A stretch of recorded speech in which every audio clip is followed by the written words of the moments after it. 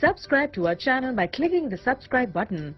Click the bell button and enjoy the latest uploads from our channel. We're back again with another video. iPhone 6s versus iPhone 7 versus the iPhone 8. We revisited the Plus models the other day, and today we're going to revisit the small models, as many of you requested that you wanted to see this video in the form of the smaller versions of those exact phones. So here they are, all looking pretty beautiful, but they're all kind of getting dated when it comes to that design. And that brings me to the first category, which is design on these phones. Let's begin with the 6s, weighing in at about 143 grams. It does have antenna lines here on the rear, reinforced 6000 series aluminum to make up for that bending iPhone 6 problem that many people had. And we did bring 3D touch to this phone here, but overall the design still has the bezels up at the top and bottom. This was more apparent for the white version, and you do have a clicky home button here for this design. So this design was pretty nice, but I think the antenna lines was nicely cleaned up here for the iPhone 7, and I enjoyed that when using this device, is to get, you know, a more clean looking design with the antenna lines gone. If you get a matte black or jet black version of this device, you will have an even cleaner look than the one here on the rose gold. We did bring a capacitive home button, which really made this feel kind of futuristic and made this old clicky home button feel a little clunky. So I do think that the refinements to the iPhone 7 were some of the best made in this generation of phone. Then going over to the iPhone 8, we did have no headphone jack here. We didn't have that on the 7 either, and we did get a glass build to support the wireless charging. And also I feel like they made this glass build to compete with some of the glass designs that Samsung was doing as well, but some will go back and say no, they did that with the 4 Samsung cop. We're not going to go through that. The jury's still out on that. Now the iPhone 8 overall though did bring a slightly different camera design on the rear. It did have a little metal strip around it. The flash is quad LED on this one, and it was covered up by glass. So overall, I think the more premium feel of all of these was the iPhone 8, but the iPhone 7 was the lightest here at 138 grams. We have 148 grams here for the iPhone 8. So overall, in terms of design, my favorite one of all these was the iPhone 7, because it doesn't have that fragile glass back. It doesn't have that ugly looking antenna line, in my personal opinion. And also, it just had the lightest feel. So this was the best feeling phone to me of these three right here in my experience. Getting on to display, let's talk about the 6S, which had that Retina display, 326 pixels per inch, but no P3 color gamut here for the iPhone 6S. We do have the night shift mode here on the iPhone 6S, which a lot of people think is the same as True Tone, but it's actually not. Night shift changes the blue light so you can sleep better at night and you're not on your phone all night messing with your melatonin levels so you can't sleep. True Tone really changes, you know, the colors in the ambient condition of the lighting automatically, so it kind of warms up the display when needed. So that's a way different feature than night shift. But over here, very nice display, just a little bit cooler than these two right here. Those displays got a little warmer, but overall it's about the same sharpness, and I think most people will enjoy the iPhone 6S display even here in 2018, no problem. Now display over here on the iPhone 7 did get the wide color gamut, and it definitely did look better. You would have to have a good eye to see this, but it definitely had better color calibration than the iPhone 6S. And for photographers, people who take a lot of photos on their phone, the natural look of those photos on this display was really nice. But other than that, there's real no difference, and I don't think most people would even be able to tell, to be quite honest, if you're not pixel peeping and you're not looking for, you know, calibration differences and color gamuts and things like that. Most consumers couldn't tell a lick of difference between any of these. Over here on the iPhone 8's display, you do have that True Tone, and again, this display seemed a little bit warmer than both of these. True Tone comes here, that just changes the color of the temperature depending on the lighting temperature you're in. So that was a nice feature here for the iPhone 8, and I think overall it gives it the most refined display experience of these three, just slightly, but only slightly here on the iPhone 8. Overall though, you know, after the iPhone 7, this phone was basically the same display with True Tone. So I think over here for the value proposition, the iPhone 7 has the best display, but when it comes to feature rich, then you're gonna have to go with the iPhone 8 here. But that brings me on to performance. With the iPhone 6S, you did get an Apple A9 with 2 gigabytes of RAM, and this was plenty enough for the time, and it kind of still is. I mean, if you can see right here, this phone still just flies through everything it does. It works with Apple Watch just fine. Everything just gets the job done here, and it still feels very smooth. So I think the Apple A9 has held up very, very well over this long period of time. Even in multitasking, it's not too bad. Now, where the iPhone 7 did shine was the Apple A10, was just a little bit more efficient, a little bit better on the battery life, in my opinion. Had a bigger battery in here. We'll talk about more about that later.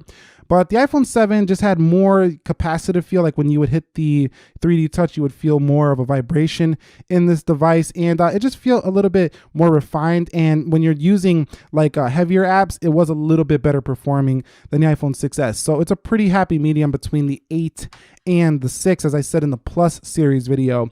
Over here on the 8, very fast, just as fast as the iPhone 10 here on the 8, if not faster in the day-to-day. So if you want the absolute powerhouse, you want the 8. The 8 doesn't break a sweat in anything, and it feels like the fastest phone here. So if you are looking for strictly performance, you want the iPhone 8. This phone is a beast for, having a 4.7-inch screen, the same processor as the iPhone 10, and maybe a little bit less RAM, but it arguably doesn't not need it on the iPhone 8. So iPhone 8 for performance for me. Getting onto camera, there are some strict differences here between the cameras. Now, first up, let's just point out that the iPhone 6s came with an f2.2 aperture, meaning that the lens doesn't open up quite as wide as the f1.8s that is found on the 7 and the 8, meaning low light photos are not quite as good and will produce more noise on an iPhone 6s. If you don't do low light photos in the daylight, these photos are not going to look very different at all. You did get a dual tone LED flash here for this camera. On the iPhone 7, you did get a quad LED, which made your flash photography a little bit brighter,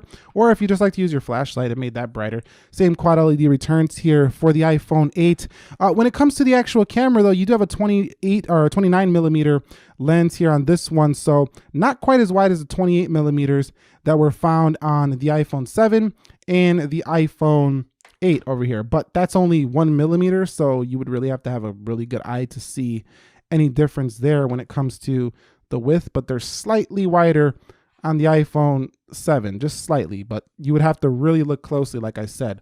Overall, though, the picture quality is not too much different. I do like how on the iPhone 8 you do get a little vibrational feedback when you do take a photo, and I do like on the iPhone 8 how you get that 4K 60 video recording. That's a monster video recording resolution for a phone of that size. You just don't see that on any phone like the iPhone 8 at this size with 4K 60. I haven't seen it anyway. iPhone SE, iPhone, you could see right there. But when judging just strictly on the camera quality, you don't see that much differences when in good lighting. So when it comes to just photography, these phones never really felt like they really improved that much. I mean, it's not a mind-blowing difference. And for iPhone 6s users, if you've upgraded to either one of these, they probably will also agree that the cameras are not that much better than what they already had. Now, what is that much better is the video has markedly improved over the iPhone 6s if you jump to an 8. Okay, so in settings here, you can see you can record video at 4K 30 on all of them, but you get 4K 24 and 4K 60 for the iPhone 8, which brings you a cinematic resolution at 24 FPS on the 8 and 60 FPS for a very smooth, ultra high quality 4K clip from a mobile. It's not going to be the quality of a real camera, but it's still very nice for a phone. So video is substantially better on the iPhone 8. So if you do want better video, get the iPhone 8. But when it comes to pure photography, I have not noticed really a lick of difference on any of these. I mean, I really was looking like, did it really upgrade? Every time I would upgrade this phone, I would be like, is there any difference? Like, that's how close they are. And I think you'll be happy even now with any of these cameras, quite honestly. Discussing battery life here. On the iPhone 6s, you do get a 1715 milliamp hour cell in this phone. And a lot of people have been having issues with the iPhone 6s this year with the battery. Mine's down to 83, so I'm going to need a replacement soon for this boy. On the iPhone 7, this one's also pretty low as well. Been using it quite a bit. You can see 86% maximum capacity, and this one goes up to 1960. So the iPhone 7 had a pretty substantial boost when it comes to the size of that battery, over 200 milliamps.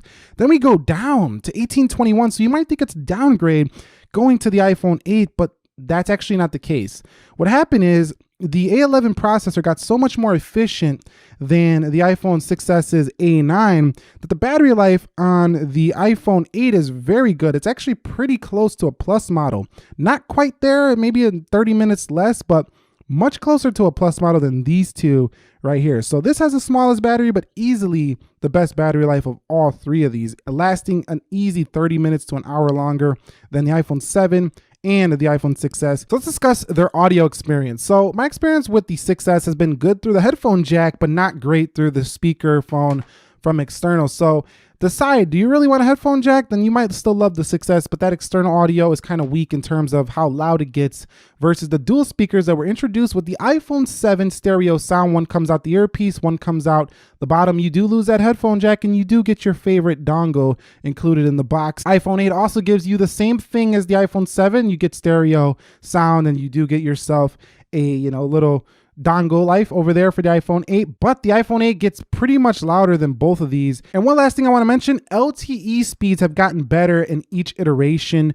The LTE speeds were slowest on the iPhone 6s. They upgraded here on the 7, and they're the fastest now ever on the 8. So your internet when using cellular is actually quicker for the iPhone 8. Okay, so that's it. iPhone 6s versus iPhone 7 versus iPhone 8 revisited. We learned a lot about what it's been like to use all of these phones here up until this point. I think the 6s has held its own. It's done very well for being this old of a phone now, like 3 years old or something like that, or going on 3 years. And I just think its design is starting to feel old. So, many 6s users might be looking for an update. If you're on one now, I would really just consider waiting until September, or even if Apple drops this, rumored SE2 that's supposed to be coming in June. Over here in the iPhone 7 series, this one, very good still. I think some people might have some battery issues. Go get it replaced for $30 before 2018's up. You should be good for at least a year more or two on the iPhone 7. No issues at all with that one. Now, when it comes to the iPhone 8, the iPhone 8 is probably the last of this design. So there is something to be said about that. You can say, well, I have the most refined version of that design. If this was your favorite design, you might love using this the long term.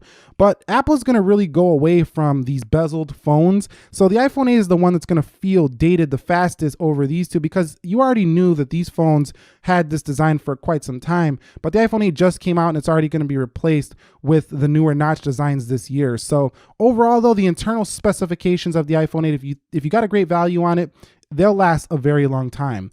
But that design is going to feel like a little bit dated by the end of this year. At the end of the day, I think the iPhone 7 represents the best value here on the table. If you're looking for a cheap phone, the 6s is still better than a ton of budget Android smartphones. It's even better to me than the iPhone SE, as it has a bigger screen, better contrast ratio, and a little bit of a better camera when it comes to the contrast on those photos. Now, the iPhone 8 to me is the best overall, powerhouse phone if you're looking to buy a newer phone, but you don't want to go the price of an iPhone 10, and you don't want to wait till September. The 8's a good deal here. If you can find it used very cheap, the 8's going to beat both of these phones easily. But overall, the best value here for money to me is the iPhone 7. And that's it. Do you agree with my assessment? Do you disagree? Drop it down below.